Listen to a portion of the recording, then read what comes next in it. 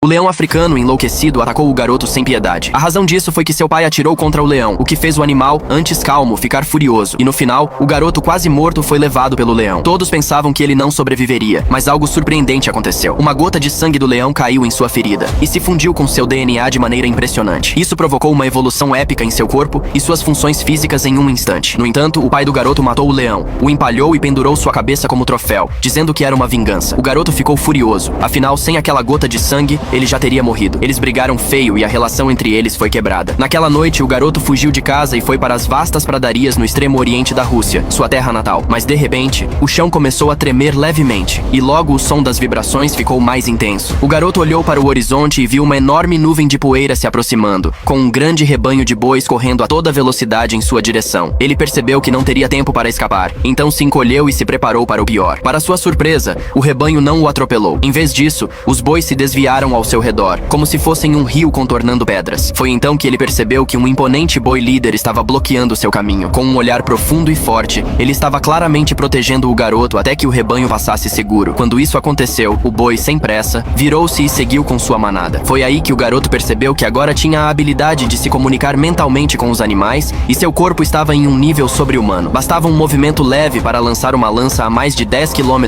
de distância. Sua velocidade havia aumentado e ele corria como um guepardo. Sua habilidade de saltar também era impressionante, conseguindo pular grandes distâncias com facilidade. Mas de repente, o som de um disparo cortou o silêncio. O garoto rapidamente subiu em uma árvore e de um ponto elevado, viu uma cena trágica a quilômetros de distância. Dois caçadores estavam matando indiscriminadamente os bois. Enfurecido, ele correu até o local, mas o cenário era ainda mais horrível do que ele imaginava. Restos de bois estavam espalhados por toda parte, e todos tinham seus chifres cortados. O garoto estava cheio de raiva, mas antes que pudesse agir, os caçadores o abordaram. Eles o ameaçaram com armas, exigindo que ele saísse dali. Porém, ao invés de recuar, isso despertou o lado selvagem do garoto. Ele estava agora como uma fera, cheio de violência e crueldade. Não sentiu nenhuma compaixão pelos caçadores, apenas um desejo insano de matar. Com um golpe brutal, ele derrotou os dois caçadores, matando-os ali mesmo. Esse momento marcou o começo de sua jornada, onde ele jurou lutar por justiça para os animais inocentes vítimas de caçadores ilegais. Se passaram 16 anos, e o garoto se tornou um homem,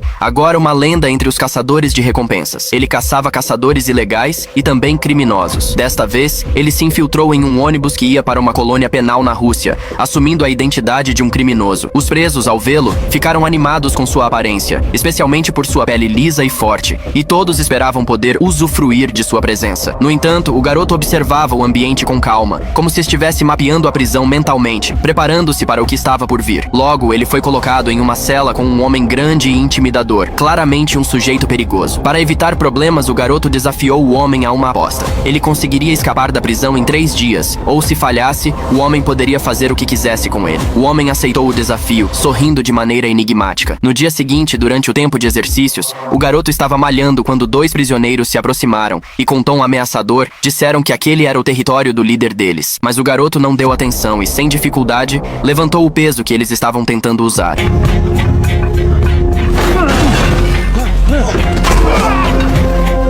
Isso chamou a atenção dos guardas, que logo o colocaram na solitária. No terceiro dia, ele foi levado a uma cela especial onde o líder da prisão queria vê-lo pessoalmente. Isso fazia parte do plano do garoto. Ele havia se infiltrado na prisão para matar aquele criminoso, o chefe de uma gangue conhecida. Este homem era um famoso traficante de armas, responsável por muitas mortes ao redor do mundo, incluindo de crianças. E o pior, ele trabalhava para o pai do garoto.